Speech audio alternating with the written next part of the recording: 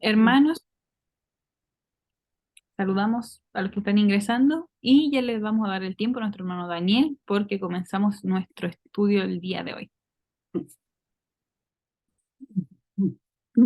Bueno, en realidad ya llevamos más de la mitad del Apocalipsis porque pasamos el capítulo 11, estamos en la parte escatológica, y aunque suene reiterativo, lo repito, bueno, por si alguien no lo ha escuchado antes, y lo repito para que quede bien grabado. Los capítulos 12, 13 y 14 son el centro del Apocalipsis. Es la parte central del Apocalipsis, la parte como medular, más importante, por decirlo así. Porque describe los acontecimientos previos a la segunda venida de Cristo. ¿Ya? Después ya cuando sigamos avanzando, vamos a ver que ya van a haber muchos eventos que vienen después de la segunda venida de Cristo o en la segunda venida de Cristo. Y ya, de hecho, los últimos capítulos hablan de la vida eterna, después del milenio. ¿Ah? El milenio está en el capítulo 20, después el 21 y 22 hablan de la vida eterna. Así que de aquí para adelante estamos acercándonos a la segunda venida. Se produce la segunda venida y hay después los acontecimientos posteriores a la segunda venida. Pero el conflicto final, antes de que Cristo venga, se concentra en Apocalipsis 12, 13 y 14.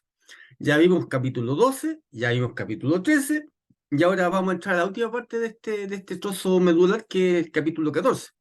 Pero para entenderlo mejor, eh, hay que hacer una introducción. Porque si usted se dan cuenta, el capítulo 13 consta de tres partes.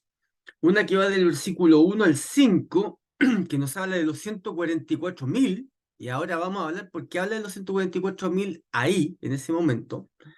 Después está el versículo 6 al 13, que nos habla del mensaje de los tres ángeles. Y ya del versículo 14 al 20, que es la parte final del capítulo 14, nos habla de la segunda venida de Cristo. Directamente ya nos habla de la segunda venida de Cristo. Por eso nos damos cuenta que esto es previo a la segunda venida de Cristo, ¿ah? Porque termina con la segunda venida de Cristo. Y después ya el capítulo 15 nos habla de las plagas posteras previas a la segunda venida de Cristo, y así vamos viendo, ¿ah? Pero hagamos la introducción del capítulo 14. Em, Es interesante porque el capítulo 14 nos vuelve a hablar de los 144.000. Esta no es la primera vez que en Apocalipsis se habla de los 144.000. Es la segunda vez que se habla de ellos. O sea, por lo tanto, se vuelve a hablar de ellos. No es la primera vez. Y este grupo especial de los 144.000 que se menciona en Apocalipsis, eh, es un grupo especial que ya se mencionó en el capítulo 7. ¿Ah? Se mencionó en el capítulo 7, ese es el texto anterior donde se menciona a los 144.000. Y de hecho, el capítulo 7, donde aparecen por primera vez los 144.000, es la respuesta a una pregunta que está situada en el último versículo del capítulo 6. Apocalipsis capítulo 6, versículo 17, esta ya lo vimos, pero lo vamos a reposar. Hay una pregunta que se responde en el capítulo 7. Mira, vayamos allá, vayamos a Apocalipsis 6, 17, ¿ah? Para indagar acerca de la primera vez que se mencionan los 144.000, porque los 144.000 están mencionados en el capítulo 14. Entonces, si vamos al último versículo del capítulo 6, que es el versículo Apocalipsis 6, 17, dice lo siguiente. Dice, porque el gran día de su ira ha llegado. Habla de la ira de Dios y del Cordero, ¿no es cierto? De hecho, vamos a leer el versículo 16 para que quede más claro todavía. Versículo 16 y 17 mejor. Y dice el versículo 16, y decían a los montes, estos son los impíos, ¿ah? Ante la segunda venida de Cristo, los impíos, dice la siguiente cosa, dice, y decían a los montes y a las peñas, caed sobre nosotros y escondednos del rostro de aquel que está sentado sobre el trono, que es el Padre, y de la ira del Cordero, que es el Hijo, porque el gran día de su ira, de la ira de Dios, de la ira del Cordero, ha llegado, que es la segunda venida de Cristo. ¿Y quién podrá sostenerse en pie? Miren qué interesante, o sea, en el contexto, ¿no es cierto?, del sexto sello, porque este es el sexto sello, porque el capítulo 6 habla de los sellos. En el contexto del sexto sello, se nos habla de la segunda venida de Cristo. Y en el contexto de la segunda venida de Cristo, los impíos ante la segunda venida de Cristo se quieren esconder, quieren desaparecer, no quieren ver lo que están viendo. Y la pregunta de ellos frente a lo que están viendo es, frente a esta situación, al día de la ira del Cordero, ¿quiénes van a ser los que van a estar en pie en la segunda venida de Cristo, cuando se está produciendo la segunda venida de Cristo? Y la respuesta viene del capítulo 7. ¿Quiénes van a ser los que van a estar en pie en la segunda venida de Cristo?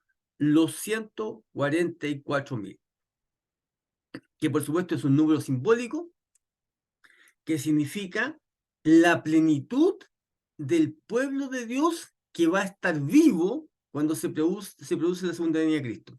Y eso es súper interesante porque aquí con estos textos nosotros afirmamos que los 144.000 es el grupo de creyentes que va a estar vivo durante la segunda venida de Cristo. Por lo tanto, les va a tocar pasar por todas las tribulaciones, todos los problemas que se van a ocurrir antes de que Cristo vuelva. ¿Ah? Antes de que Cristo vuelva por segunda vez, van a haber situaciones que nosotros, me imagino que tenemos alguna idea en nuestra mente, y este es el grupo que va a pasar por todas esas situaciones, los 144.000, y es interesante porque ellos son los que van a pasar de esta vida, ¿cierto? De esta vida a la vida eterna. Nunca no van a conocer la muerte. Es un grupo súper especial porque nunca van a morir, van a pasar de esta vida directamente a la vida eterna. ¿Ah? Hay otro grupo que son los que van a resucitar, pero estos no van a necesitar resucitar porque van a pasar de esta vida a la otra, directo, sin morir, no van a conocer nunca la muerte. Eso es espectacular, ¿no es cierto? Pero obviamente van a tener que ser capaces de pasar por la gran tribulación, la última gran tribulación de este mundo. ¿Ya? Eso para hacer un poquito de contexto. ¿Quiénes son los 144.000? Ahora, por lo tanto, los 144.000 son un grupo especial. Eso queda súper claro, un grupo especial. Dentro de los salvados, un grupo especial. Y como ya dijimos, van a esperar vivos a Cristo en su segunda venida. Y además son el remanente del cual se habla en Apocalipsis, al cual el diablo le hace guerra, son justamente, principalmente, los 144.000. Ahora debemos entender esto, cosas que estoy recordando para que entendamos mejor el capítulo 14. Pero hay un texto que es súper importante, yo lo he repetido varias veces, pero es un texto súper importante para poder entender el capítulo 13 y el capítulo 14. Y ese texto, si me han escuchado a ustedes hablar, me han puesto atención, es el último versículo del capítulo 12. O sea, me refiero a Apocalipsis 12:17. Vayamos para allá. Apocalipsis 12:17. Allí donde está el texto clave para poder entender Apocalipsis 13 y Apocalipsis 14. ¿Y qué dice este texto? Muy conocido. Es un texto que dice lo siguiente. Entonces, el dragón, que es el diablo, se llenó de ira contra la mujer, que es la iglesia, y se fue a hacer guerra contra el resto de la descendencia de ella, de la iglesia, el resto, el remanente final, ¿no es cierto? El resto de la descendencia de la mujer, de la iglesia. Y estos son los que guardan los mandamientos de Dios y tienen el testimonio de Jesucristo.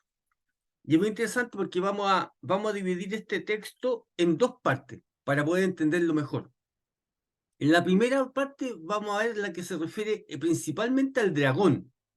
Y en la segunda parte lo que se refiere principalmente al remanente, al resto de la descendencia de la iglesia, que tienen dos características que son súper importantes. El que se señalen aquí estas características no es casualidad, es algo súper importante. Veamos. Cuando se refiere a la primera parte, al dragón, nos dice cosas bien interesantes. Primera cosa, nos dice que el dragón odia a la mujer. Esa es la primera idea que nos transmite el texto. El dragón, el diablo, odia a la iglesia. La odia. Y como la odia y tiene ganas de destruirla, obviamente la ataca. Pero el texto nos agrega que no solamente ataca a la iglesia en general, porque lo ha hecho a lo largo de toda la historia de la iglesia. Y nosotros hemos hablado en otros capítulos que el diablo usa dos instrumentos para atacar a la iglesia. El primer instrumento que usa para atacar a la iglesia es el engaño. Engañar. Engañar para que de esa forma desviara a la iglesia y desviara a la humanidad completa. Obviamente no solamente lo usa con la iglesia, sino que lo usa con todo el mundo, pero con la iglesia también, el engaño. Y la otra herramienta que usa para atacar es la fuerza, la violencia. ¿Ah? Cuando usted analice la historia de la iglesia, usted se da cuenta que siempre es eso, el engaño para hacer que la iglesia se pervierta, se desvíe de la verdad, o la violencia para atacarla y destruirla. Y justamente lo que nos describe este texto, que en esta ocasión lo que va a usar el diablo en el tiempo del fin es principalmente la violencia, la agresión. De hecho, dice que odia a la iglesia, odia a la mujer, y dice que quiere hacer guerra. Y obviamente la guerra no es algo pacífico. La guerra es algo, no, es algo que tiene que ver con agresión. Y dice que va a hacer guerra contra el resto de la descendencia de la mujer, contra el remanente, principalmente contra el remanente final. ¿Ya? Entonces, esa es la primera cosa. Y después, en la segunda parte, nos dice que ese remanente de la iglesia, ese resto de la iglesia, ese grupo especial, que nosotros que ya cuando nos referimos al grupo especial del tiempo del fin, realmente del fin previo a la segunda venida de Cristo, son los 144.000. Ese es el grupo final, remanente final de la iglesia, al que le va a hacer guerra principalmente el diablo. Y dice que tienen dos características. Y esas dos características no son casualidad. Dios podría haber puesto 3, podría haber puesto 4, 5 características tal vez, pero eligió señalar 2. 2 y no es casualidad. La primera es que guardan los mandamientos de Dios, todos los mandamientos de Dios. Nosotros sabemos que los mandamientos de Dios están divididos en 2 tablas. De hecho, cuando Dios le dio las tablas de la ley a Moisés, se las dio, no le dio una tabla, le dio 2 tablas. En la primera estaban los primeros 4 mandamientos y en la segunda estaban los 6 mandamientos restantes. ¿Y por qué? ¿Por qué se hace esta división?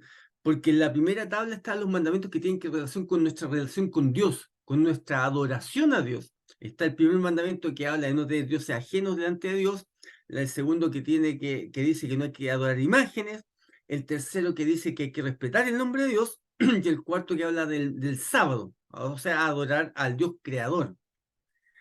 Y por otro lado, se nos dice que en la segunda tabla están los mandamientos que tienen que ver relación con el prójimo, no matar, no adulterar, no mentir, etcétera, ¿cierto? Y por eso cuando Jesús mencionaba acerca de la ley, hablaba de un resumen que era amar a Dios con todo nuestro corazón, con toda nuestra mente, con toda nuestra fuerza, que es la primera tabla, y amar a nuestro prójimo como a nosotros mismos, que es la segunda tabla de la ley. Por eso es un resumen, ¿ya? Así que este remanente guarda los mandamientos de Dios, ¿ya? Según la característica, dice que tienen el testimonio de Jesucristo, que nosotros lo hemos visto, que tiene que ver con el don profético. ¿Y qué es el don profético? El don profético es más que predecir el futuro. La profecía es más que predecir el futuro. La profecía tiene que ver con una persona que es profeta, que recibe mensajes de Dios, que puede ser mensaje acerca del futuro, que es lo que va a pasar en el futuro, pero también son mensajes de otro tipo.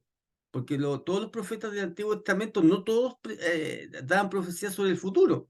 Algunos daban mensajes a veces de advertencia, de lo que iba a suceder, o de lo que tenía que el pueblo corregir, hacer. Entonces, el mensaje profético en el fondo es recibir un mensaje de parte de Dios para transmitirlo a los demás. Ese es el don profético, ¿ya? Entonces, este grupo especial tiene ese don profético, ese testimonio de Jesucristo, ese don de profecía, ¿no es cierto? De revelar la palabra de Dios a las demás personas, al mundo en general y a la iglesia en particular. Entonces, nosotros analizamos que justamente el dragón, el diablo, al hacer guerra contra el resto de la descendencia de Dios, justamente ataca estos dos puntos, los mandamientos de Dios y el don profético. ¿Cómo lo hacemos? Nosotros ya lo hemos visto, pero lo voy a hacer nuevamente por si alguno no lo ha escuchado y para reafirmar la idea que ya hemos expresado en varias oportunidades. Por eso, la primera parte del versículo 17 tiene que ver con el capítulo 13, para entender el capítulo 13. En el capítulo 13 se nos describe cómo el dragón va a hacer guerra contra la descendencia, contra el remanente. Y se nos dice obviamente que en el capítulo 13 nos dice que tiene que ver mucho con adoración, se repite mucho la palabra adoración, adorar. Y de hecho, si ustedes se dan cuenta, por ejemplo, a ver, em, un versículo que tiene que ver con adoración. Ahí, versículo 4. Dice, y adoraron al dragón, que es el diablo, imagínense, que había dado autoridad a la bestia, y adoraron a la bestia, que es el papado, ¿no es cierto? Diciendo quién como la bestia y quién podrá luchar contra ella. O sea, se habla mucho de la adoración en el capítulo 13. Y ahí que se nos revela cómo el diablo va a hacer guerra contra la descendencia de la mujer. Y se nos menciona, como ya lo hemos dicho en nuestra oportunidad, que aquí en el versículo 4 que acabo de leer, se quebranta el primer mandamiento, el mandamiento de no tener dioses ajenos delante de Dios. ¿Por qué? Porque se nos dice que aquí la gente va a adorar al dragón y a la bestia. O sea, el dragón y la bestia pasan a ser dioses que se ponen en el lugar de Dios. Ahí se quebranta el primer mandamiento. También sabemos que en el versículo 15, se nos habla de quebrantar el segundo mandamiento, porque ahí se nos habla de que se va a adorar una imagen, que es justamente lo que dice el segundo mandamiento. Les leo el versículo 15, dice, y se le permitió infundir aliento a la imagen de la bestia, para que la imagen hablase y hiciese matar a todo el que no la adorase. Adoración de imágenes, justamente el segundo mandamiento. El versículo 6 nos habla justamente de quebrantar el tercer mandamiento, que dice, y abrió su boca en blasfemias contra Dios para blasfemar de su nombre, que es justamente el tercer mandamiento, que habla de respetar el nombre de Dios. Y el cuarto mandamiento tiene que ver con los versículos que nos hablan de la marca de la bestia, esa marca que se pone en la mano o en la frente, que se recibe por la razón o la fuerza, como dice nuestro escudo nacional. Y esa marca de la bestia tiene que ver con el falso día de adoración. Ahí se quebranta el cuarto mandamiento, ¿ya? Es súper interesante analizar eso, ¿ya? Entonces, justamente una característica del remanente, que es guarda los mandamientos, en el capítulo 13 dice que la bestia, la primera bestia y la segunda bestia, a instancias del dragón, que es el diablo, se van a quebrantar los mandamientos de Dios, todos los mandamientos de Dios que tienen que ver con la adoración a Dios. Ahora, en el versículo 11 aparece una segunda bestia. Dice, después vi otra bestia que subía de la tierra y tenía dos cuernos semejantes a los de un cordero, pero hablaba como dragón. Y ejerce toda la autoridad de la primera bestia en presencia de ella, y hace que la tierra y los moradores de ella adoren a la primera bestia cuya herida mortal fue sanada. También hace grandes señales, de tal manera que aún hace descender fuego del cielo a la tierra delante de los hombres. O sea, hace señales y engaña a los moradores de la tierra con las señales que se le ha permitido hacer en presencia de la bestia, ¿ya? Y engaña. Y eso es súper interesante, porque como lo hemos visto con muchos de ustedes anteriormente, esta segunda bestia que hace señales y forma la imagen de la bestia y todo lo que hemos visto, en otras partes de la Biblia, específicamente vamos a leer Apocalipsis 19:20, a este mismo personaje se le llama, al mismo personaje, vamos a ver que es el mismo. Apocalipsis 19:20 se le llama como el falso profeta. Miren, Apocalipsis 19:20 dice, y la bestia, que es la primera bestia de Apocalipsis 13, fue apresada, y con ella el falso profeta que había hecho delante de ella las señales con las cuales había engañado, lo que leímos en el capítulo 13, a los que recibieron la marca de la bestia y habían adorado su imagen. ¿Se dan cuenta que el mismo personaje de Apocalipsis 13 es exactamente el mismo? El que engaña delante de la otra bestia, hace la imagen, ¿no es cierto? Y engaña a los moradores de la tierra, o sea, haciendo señales y prodigios para que adoren a la otra bestia. O sea, podemos resumir, la segunda bestia de Apocalipsis, capítulo 13, es el falso profeta mencionado en Apocalipsis 19 y en otro texto más, que no me acuerdo en este momento, pero se menciona en otro texto más y es exactamente el mismo personaje. ¿Y por qué hago resaltar esto? Porque justamente la segunda señal del remanente fiel del tiempo al fin, al cual el diablo le hace la guerra, además de guardar los mandamientos, que la bestia, la primera y la segunda bestia, Apocalipsis 13, quebrantan, es ni más ni menos que el don de profecía, el testimonio de Jesucristo. Entonces en Apocalipsis 13 se nos menciona que aparece un falso don profético, un falso don profético. Entonces ahí se nos habla cómo se le va a hacer guerra al remanente. Justamente, ¿por qué se mencionan esas dos características? Porque son súper importantes. Porque el pueblo de Dios remanente del tiempo del fin va a tener estas características y la falsa adoración, los que atacan al pueblo de Dios justamente van a quebrantar estas dos características. Guardar los mandamientos de Dios y el testimonio de Jesucristo, que es el don profético. Van a imponer un falso don profético para engañar a la gente, incluso con milagros, señas. Por eso nosotros no nos podemos confiar. Tenemos que estar firmes en la palabra, porque ni siquiera los milagros ni las señales son cosas que nosotros podemos confiar. ¿Por qué? Porque el diablo también va a hacer señales y milagros. Así de sencillo. Nosotros no nos podemos dejar guiar por milagros y señales y prodigios. Nosotros tenemos que dejarnos guiar por lo que dice la Escritura, por lo que la Escritura nos está señalando, ¿ya? Así que de esta forma, el diablo va a atacar justamente las dos características que tiene el remanente. Ahora, la segunda parte del versículo de Apocalipsis 12 y 17 nos menciona el remanente que tiene esta característica. Y justamente, así como la primera parte de este versículo nos señala lo que ocurre en Apocalipsis 13, la segunda parte de este capítulo nos señala lo que ocurre en el Apocalipsis 14.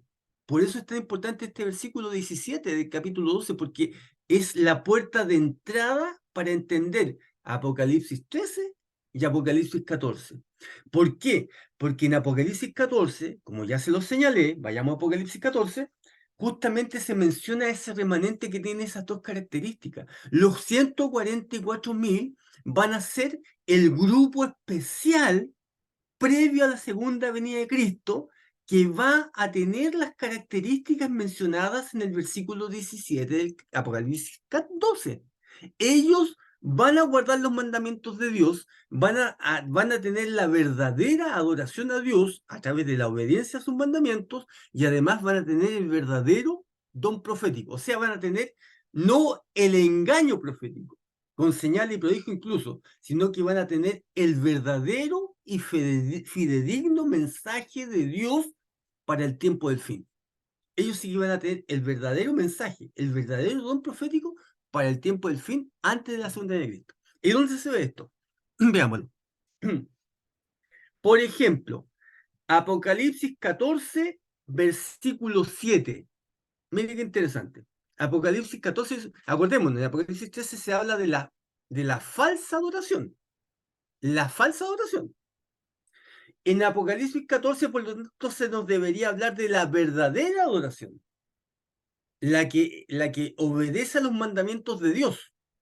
Y de hecho, el versículo 7 del capítulo 14, miren lo que dice, que es el mensaje del primer ángel. Dice, diciendo a gran voz, este es el mensaje que van a hablar los 144.000.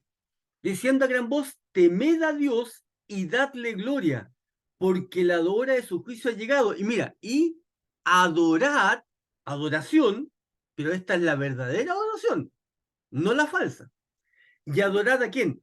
A aquel que hizo el cielo y la tierra, el mar y la fuente de las aguas. Es súper interesante, queridos hermanos, ¿por qué? Porque si ustedes comparan este texto, que es el mensaje del primer ángel, con el cuarto mandamiento que está en Éxodo 20 y Deuteronomio capítulo 5, ustedes se dan cuenta que es muy similar. Aquí se habla del sábado. O sea, aquí podemos tener certeza de que los 144.000, los del tiempo del fin, van a adorar el sábado, van a adorar a Dios en sábado, van a ejercer la verdadera adoración a Dios, adorando a Dios y respetando el verdadero día de reposo, que es el sábado. Y de hecho, si nosotros avanzamos un poquito y nos vamos a Apocalipsis 14:12, miren lo que dice acerca de este remanente, los 144.000, y de su mensaje. Dice, aquí está la paciencia de los santos, la paciencia de los santos, los que guardan los mandamientos de Dios y la fe de Jesús. O sea, aquí se confirma lo que dice Apocalipsis 12:17. Este grupo especial, los 144.000, van a guardar los mandamientos de Dios, como dice, valga la redundancia, y lo he dicho varias veces, Apocalipsis 12:17. Guardan los mandamientos de Dios, incluyendo el sábado, que está en el mensaje del primer ángel. O sea, este es un grupo especial que realmente guarda los mandamientos de Dios. Y además, tiene el verdadero don profético. ¿Por qué? Porque el mensaje de los tres ángeles, cuando ustedes lo analizan ahí desde el versículo 6 al versículo 13, ahí está el mensaje de los tres ángeles. Nosotros lo hemos escuchado varias veces, pero lo podemos nuevamente analizar, ¿no es cierto? Y lo vamos a tener que analizar, de hecho, cuando entremos ya más de lleno en el capítulo 14, y es ese mensaje que está ahí, es el verdadero mensaje profético que tiene que ser transmitido a la gente de parte de Dios antes de la segunda venida de Cristo. O sea, este es el mensaje que Dios quiere que nosotros hablemos, compartamos, divulguemos a la gente que le va a tocar vivir previo a la segunda venida de Cristo. Entonces, es súper interesante, queridos hermanos, porque aquí se explica la segunda parte del capítulo de Apocalipsis 12:17, que se nos menciona en estas tres partes de Apocalipsis 14. La primera carta, como decía, nos habla de los 144.000. ¿Quiénes son? La segunda parte se nos habla del mensaje que van a dar los 144.000 previo a la segunda venida. Y la última parte del capítulo 14 nos habla de la segunda venida directamente. Entonces está todo entrelazado, está todo ordenado. ¿Se entiende? Entonces yo lo encuentro sumamente interesante ver cómo el Señor estructuró el Apocalipsis de una forma que fuera entendible. ¿Entendible para quiénes?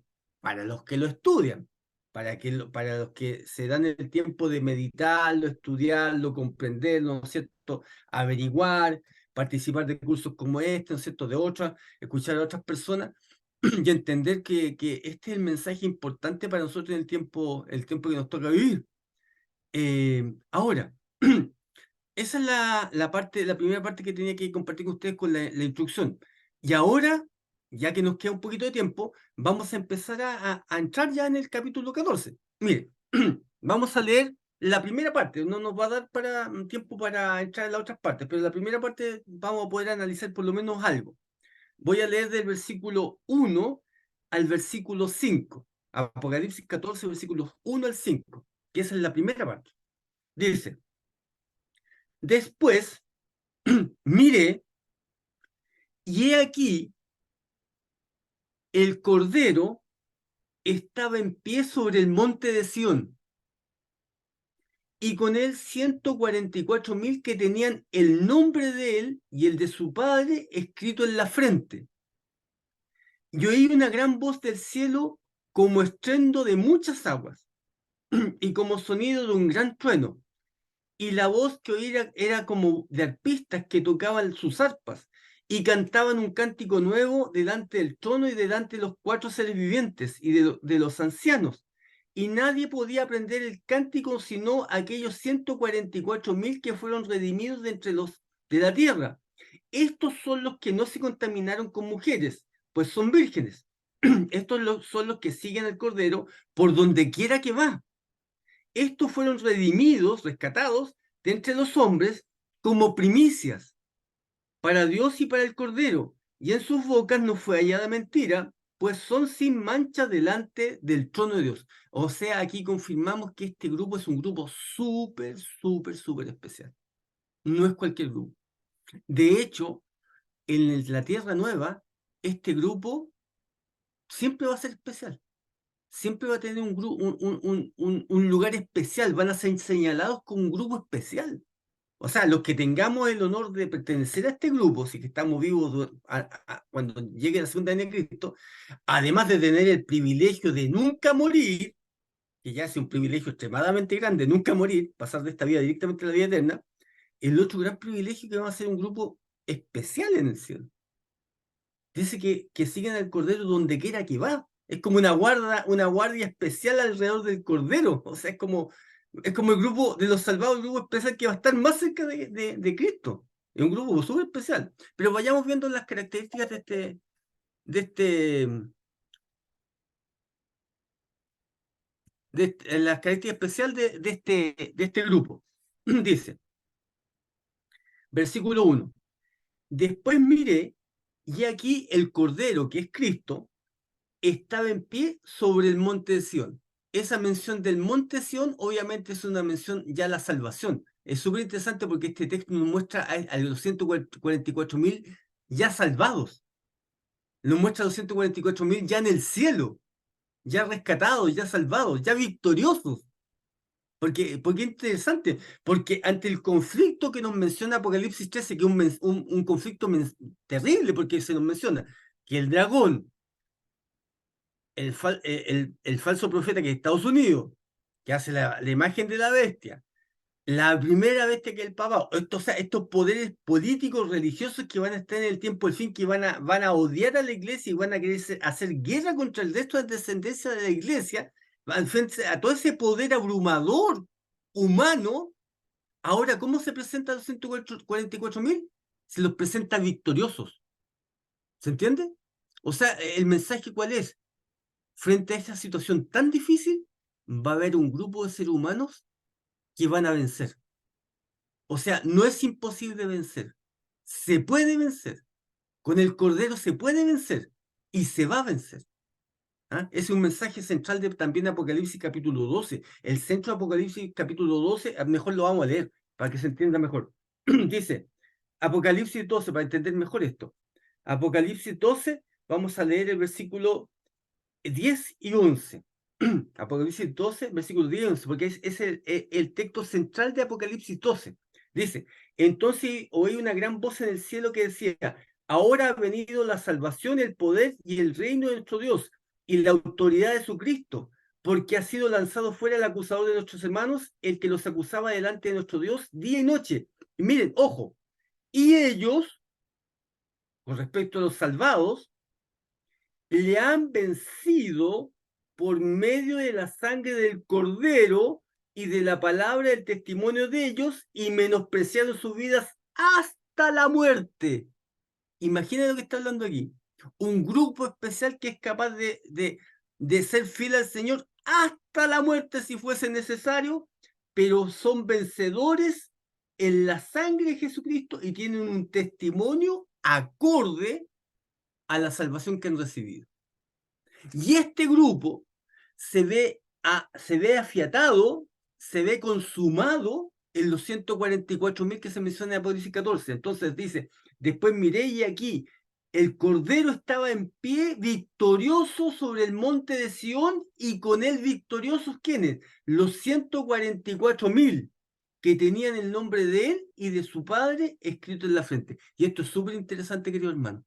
Esta última parte del versículo 1 es súper, súper, súper importante. Porque aquí se nos dice un mensaje súper fuerte para nosotros. Dice que estos 144.000 que van a ser victoriosos tienen una característica súper especial. En su frente, en su mente, van a tener escrito el nombre del Padre y el nombre del Hijo. ¿Qué significará eso? ¿Sabes lo que significa eso? Que estos personajes tan especiales van a tener el carácter de Cristo, el carácter de Dios. En su mente han recibido tal influencia del Espíritu de Dios que su mente está sellada para Dios. Tienen la mente de Cristo. Por eso está escrita en su mente, en su frente, ¿qué cosa? El nombre de Dios, el Padre, y el nombre del Hijo.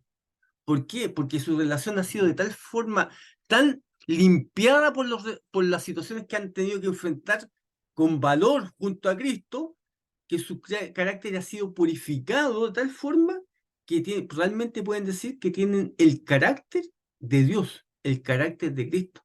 Imagínense el grupo que estamos hablando, es súper especial. Y de eso es súper interesante porque dice que tienen escrito el nombre del Padre y el Hijo en la frente. Y miren lo que dice el versículo 16 del capítulo 13. 13-16 dice, y hacía que a todos pequeños y grandes, ricos y pobres, libres y esclavos, se les pusiese una marca en la mano derecha o en la frente, mientras los que se pierden van a recibir en la mano o en la frente la marca de la bestia. Este grupo de los 144.000, en ese mismo momento que ellos están recibiendo la marca de la bestia, para perderse, este grupo va a estar recibiendo la marca de Dios, el sello de Dios, que es ni más menos que en la frente van a recibir el carácter de Dios. Miren qué interesante. Los perdidos, antes de la segunda venida de Cristo, van a recibir la marca de la bestia. En la frente lo van a aceptar intelectualmente o por obligación con la mano, una de las dos formas. Mientras tanto, los salvados van a recibir en su frente voluntariamente el sello de Dios, el carácter de Cristo. ¿Qué más? Mientras se nos dice que los perdidos blasfeman el nombre de Dios, dice que estos tienen el nombre de Dios en su mente. ¿Se dan cuenta de la comparación? Que lo que va a diferenciar a los que se pierden de los que se salvan. Los que se salvan son los que se entregaron a Cristo. Los que se salvan son los que estuvieron dispuestos a entregarse hasta la muerte. Los que se salvan son los que estuvieron dispuestos a recibir la influencia de Dios. Los que se salvan son los que aprendieron a obedecer los mandamientos de Dios con la ayuda del Señor y a ser transformado su carácter a la imagen de Cristo. Mientras tanto, los perdidos son aquellos que blasfeman el nombre de Dios, son aquellos que reciben la marca de la bestia, son aquellos que no reciben la transformación que el Señor quiere hacer en sus vidas. Por eso el versículo 2 nos dice algo súper importante, dice que mientras ve esta imagen gloriosa del Cordero en el monte Sión con los 144.000, los que tienen el carácter de Cristo y de Dios, dice, y oí, versículo 2, y oí una voz del cielo como estruendo de muchas aguas, una voz potente, estruendo de muchas aguas, una multitud. Pues sabemos que el agua significa multitud de gente. Y una voz del cielo como estruendo de muchas aguas y como sonido de un gran trueno, y la voz que oí era como de arpistas que tocaban sus arpas. O sea, era una voz de alabanza. En el cielo había alegría, gozo, victoria, alabanza, se tocaban las arpas, ¿no es cierto? Un estruendo potente, ¿no es cierto? De canto victorioso, me imagino yo por el contexto. Y el versículo 3 dice, y cantaban un cántico nuevo. Mira qué interesante. O sea, cuando dice aquí que este grupo especial, los 144.000 que están junto al Cordero, cantan un cántico nuevo, es un cántico nuevo porque nunca antes se ha cantado. Es la primera vez que se canta. Cuando este grupo está en el cielo salvado ya, ellos cantan por primera vez un cántico que nunca antes ningún ser humano ha cantado. Cántico nuevo. Y dice, y cantaban un cántico nuevo delante del trono. ¿Quién estaba en el trono? Dios el Padre. Acordémonos de Apocalipsis capítulo 4 y capítulo 5. ¿Se acuerdan de esa imagen? Estaba el trono de Dios, estaban los 4 seres vivientes alrededor del trono de Dios y estaban los 24 ancianos. ¿Se acuerdan de esa imagen? Apocalipsis capítulo 4, capítulo 5. Tenemos que tenerlo en la mente porque esto se repite. Y dice, y cantaban un cántico nuevo delante del trono y delante de los 4 seres vivientes y de los ancianos, los 24 ancianos. Y aquí viene interesante. Dice, y nadie podía aprender. ¿Te imaginas que a ti te enseñan una canción y tú no la puedes aprender? Alguien te dice, apréndete esta canción, cantémosla. Y te la canta, ¿no es cierto? Y resulta que tú dices, ¿sabes qué? No me la puedo aprender. Se me olvida, no la puedo aprender, no la puedo entender, no la puedo aprender. Y aquí se produce esa cosa interesante, dice, y cantaban un cántico nuevo, nunca cantado antes, delante del trono, delante de los cuatro seres vivientes y delante de los ancianos, ante la presencia de Dios, y nadie podía aprender el cántico sino solo aquellos 144.000 que fueron redimidos de entre los de la tierra. O sea, ese cántico es un cántico único, nuevo. Solamente lo pueden cantar los 144.000, nadie más. Si yo no soy miembro de los 144.000, nunca voy a poder cantar ese cántico. Y ahora la pregunta del millón de dólares es, hermano Daniel, ¿qué está queriendo hacer usted? Que hay un cántico que nosotros, si no somos 144.000, nunca lo vamos a poder aprender y nunca lo vamos a poder cantar. Usted me está diciendo algo súper extraño. Es súper raro lo que usted está diciendo, pero lo voy a explicar. Lo voy a explicar. ¿Por qué se dice aquí que es un cántico nuevo, que nunca antes se ha cantado? ¿Y por qué se dice aquí además que es un cántico que solamente van a poder aprender y van a poder cantar, por lo tanto, solamente los 144.000? Volvamos a señalar quiénes son los 144.000. Los 144.000 son aquellos creyentes, un grupo especial que va a pasar por la última gran tribulación de este mundo previo a la segunda venida de Cristo y no van a morir. Van a pasar de esta vida directamente a la vida eterna y nunca van a conocer la muerte. Pero para tener ese privilegio van a tener que pasar por la tribulación más grande, más fuerte que ha pasado cualquier creyente a lo largo de toda la historia de la humanidad. Ni en el Antiguo Testamento, ni en el Nuevo Testamento, ni en la Edad Media, en ningún momento ha habido un grupo que pase por algo semejante, tal vez semejante, pero no igual a lo que van a pasar fielmente los 144.000. Entonces, ¿por qué nadie más lo puede aprender? Porque no va a existir ningún otro grupo de creyentes que van a pasar por la experiencia que ellos van a pasar. O sea, es un cántico que va a tener que ver con lo que ellos pasaron, con lo que ellos experimentaron, con lo que ellos vivieron. Entonces, si yo no viví eso, yo no experimenté eso, yo nunca pasé por esa situación, no voy a poder cantar ese cántico, porque solamente lo van a poder cantar aquellos hermanos y hermanas que valientemente pasaron por esa situación. Es un cántico que tiene que ver con la experiencia que ellos pasaron, tiene que ver con lo que ellos vivieron. Entonces, a mí me lo van a cantar y yo no lo voy a poder entender, porque yo no pasé por la situación que ellos pasaron. ¿Se dan cuenta? Entonces, ¿qué estamos hablando? Que todo lo que estamos hablando nos está diciendo que este grupo de los 144.000 va a ser un grupo extremadamente especial, muy especial. De hecho, si nosotros seguimos adelante, el capítulo, versículo 4 nos dice, estos, refiriéndose a los 144.000, son los que no se contaminaron con mujeres, pues son vírgenes. Y aquí uno viene y uno pregunta, ¿esto será literal? ¿Será que los 144.000 son puros hombres? Porque dicen no se contaminaron con mujeres. O sea, tendrían que ser hombres. No hay ninguna mujer. Pero además agrega otra cosa, dice, son vírgenes. O sea, quiere decir que son personas que nunca tuvieron relaciones con otras personas. ¿Se referirá a eso? No. Aquí cuando se refiere que estos son los que no se contaminaron con mujeres, pues son vírgenes, es porque estas personas, las vírgenes, o sea, las mujeres en la Biblia significan iglesias, o sea, no se contaminaron con doctrinas de las iglesias apóstatas.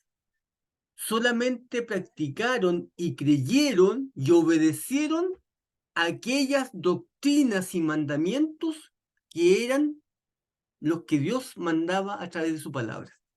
No se contaminaron con doctrinas y con ideas erradas. O sea, si alguna vez creyeron cosas erradas, ellos las van a desechar, van a tener la doctrina pura previa a la segunda venida de Cristo, van a creer en la verdad y van a tener el mensaje profético del tiempo del fin. Por eso dice, estos son los que los hijos terminaron con mujeres, con iglesias extrañas, con ideas.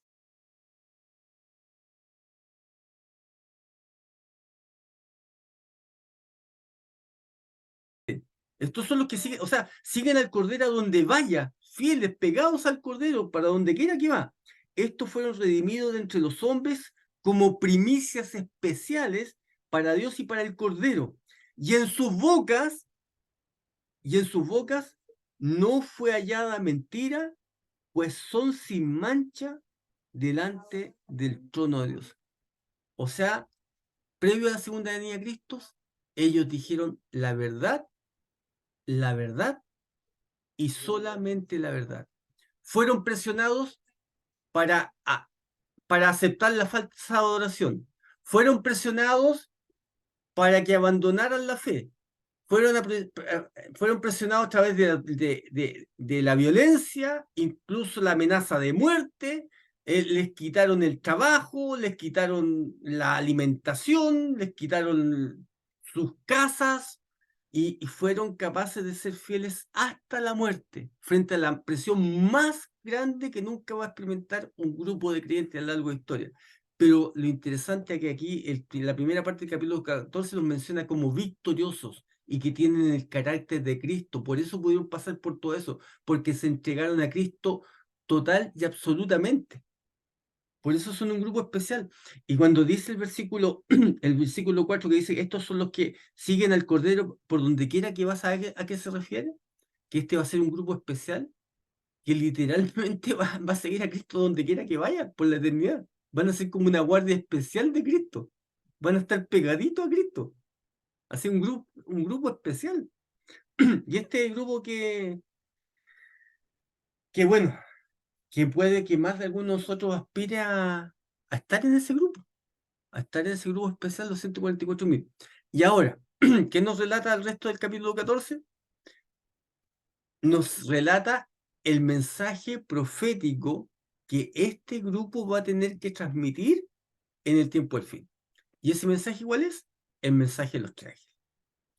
Que ya no tenemos tiempo para analizarlo, vamos a llegar hasta aquí, pero ya nos metimos ya en el capítulo 14, empezamos a analizar el capítulo 14 y la próxima semana nos toca ahora analizar el mensaje que a este grupo especial de 244.000 le toca transmitir al mundo previo a la segunda venida de Cristo. Eso quería compartir con ustedes, queridos hermanos. No sé si hay preguntas, observaciones, pero espero que haber sido claro con la ayuda del Señor y que haya sido una bendición para ustedes poder escuchar lo que escucharon. Hermoso. Bien, le agradecemos al hermano Daniel. No sé si alguien